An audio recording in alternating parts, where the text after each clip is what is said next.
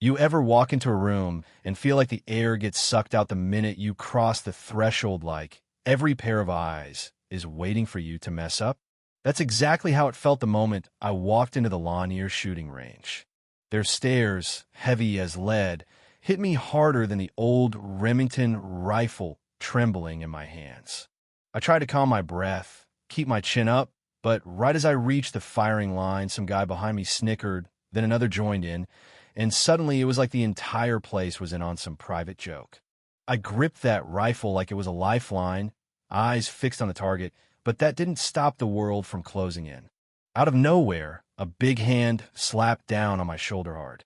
"That's not how you hold a rifle, sweetheart," this booming voice announces to everyone in earshot. Before I can even blink, he's grabbed the gun right out of my hands and holds it up like it's evidence in a trial. "Ladies like you should stick to baking pies, not handling firearms. You're liable to hurt yourself, or worse, someone else." The whole range erupts. Laughter bounces off the walls, and phones come out like I'm a main attraction in their Saturday circus. "Somebody get her back to the kitchen where she belongs," a voice yells.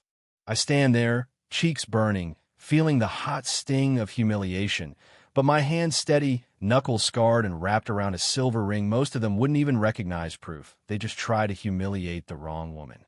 Yeah, that happened. If you're listening to this, maybe you know that feeling being underestimated so deep it almost cuts bone. Sometimes, though, being underestimated, that can be your sharpest weapon. Name's Rebecca Mitchell, 35, single mom to Tyler, my world. We just moved to Austin from North Carolina, trying to stitch together a new life out of 1,000 frayed memories. I took a job as an admin at Oak Ridge Elementary Safe, regular hours, nothing flashy, just enough to keep me present for Tyler. No one here knew my past, and that was fine. I played the park-quiet neighbor, reliable mom, Honda Civic in the lot, Sunday afternoons at HEB, sitting on our tiny balcony watching the river slip by while Tyler did his homework. I got good at blending in, never standing out.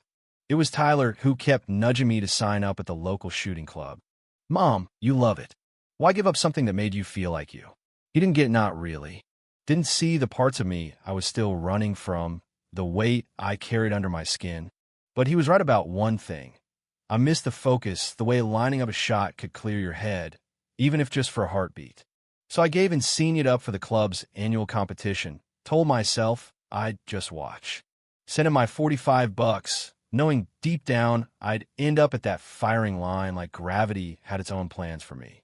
Lanier Club had this big reputation of shooters, fancy pro shop, bourbon in the lounge, all that. But when I walked in, it was clear the all-welcome banner on their website was just for show. Unwritten rule? Women were background scenery-wise with coolers of beer, girlfriends cheering in the stands.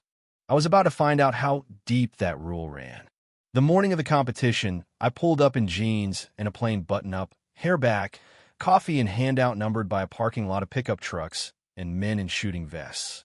Two guys, matching vests, zero subtlety, stroll over at registration. "Ladies' Day isn't till Thursday, darling," says the taller one, his buddy laughing like he'd never heard a funnier joke. "Actually, I'm here to compete," I say, trying for casual, even as I felt them sizing me up, looking for the punchline. "Of course you are," he smirks, introducing himself as Darren, three-time champ and owner of Miller's Hunting Supplies. "And I'm here to try out for the Dallas Cowboys." That's the vibe every interaction, some version of go home, you don't belong. At the equipment table, Darren made a show out of announcing my rental request. She probably thinks a rifle's just a big hairdryer, and the jokes kept coming, sharp as tacks. I took the old Remington, ignored the side bets about whether I'd even hit the target, pretended their voices didn't sting. Asked a younger shooter about the course, got sent to the wrong spot on purpose, only heard the laughter after I'd walked away. I held my head up for Tyler, for myself, trying to reclaim the part of me I'd buried under years of just being normal. The range manager, Chuck, had that look, the kind that's seen too much and trust too little, gave me the worst lane, the one with lighting issues and a busted firing platform, muttering about quota hires as I passed. His buddy quipped about making the targets look like dirty dishes, just so we'd have a shot. During the safety briefing, I got ignored, skipped over, and when I forced the issue, got told, maybe you should reconsider participating. The club president, Gary, even made a point to highlight me during the announcements, the token female participant, his voice twisting inclusive like it was a bad taste in his mouth. Throughout the first round, he watched me like a hawk, calling out every tiny protocol slip. Meanwhile, the men got away with whatever. Well, I didn't realize they were live streaming the whole thing, the camera zooming in for their social feed. During the break, I made the mistake of checking the comments kitchen jokes, not to range, people weighing in on everything from my stance to my clothes. Even Tyler texted, "Mom, are you okay?" People at school are sharing videos. I told them I was fine, but my hand was shaking, and I hid in the bathroom, listening to two girlfriends mock that poor woman who didn't know her place. I almost left, almost let them win, but something stubborn in me held on. By round 3, I was exhausted, equipment foreign in my hands, heat pressing in. That's when the officials decided to pile on, publicly critique my form, force me to demonstrate over and over while everyone watched, pointing out flaws no one else got called for. My shots were graded harder, borderline hits marked as misses, and when I questioned it, got told maybe competitive shooting wasn't for me. Overheard judges debating whether women should get bigger targets or shorter distances, like the solution was lowering the bar instead of raising respect. I came in last before the final round, facing off against a kid named Jason, who'd been struggling all day. The announcer introduced us, making it clear I was only still here as a formality. As I stepped up, something changed. Maybe it was thinking of Tyler, or just being done with hiding. I closed my eyes, tuned out the noise, and suddenly I was somewhere else, back in Afghanistan, sand in my teeth, counting breaths while my spotter whispered wind corrections.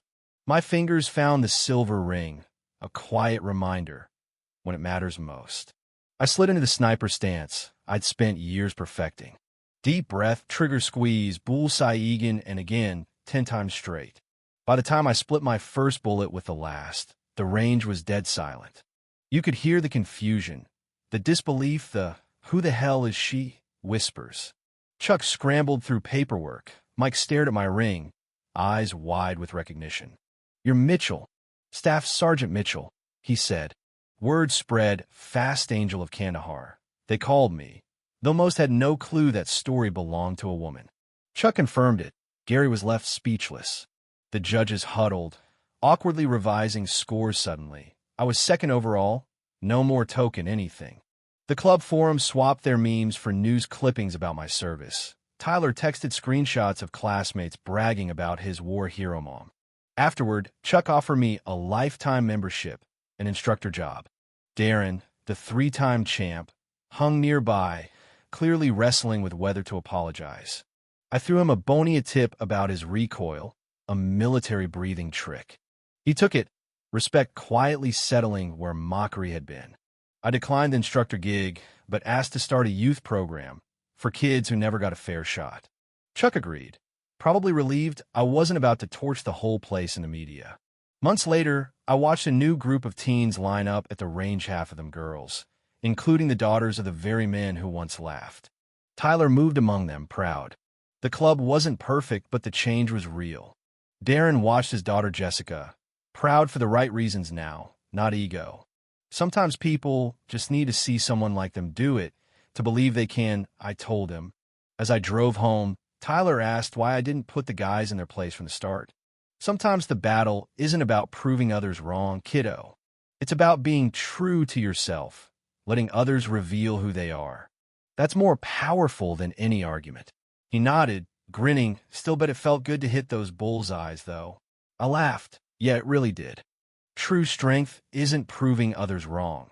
It's knowing your own worth so deeply their opinions can't shake it, and then using that to lift someone else up. Would you have shown your hand early or waited for the right moment? Tell me below, how would you have handled it? Sometimes the sweetest victory isn't just winning, but changing the game for everyone who comes after.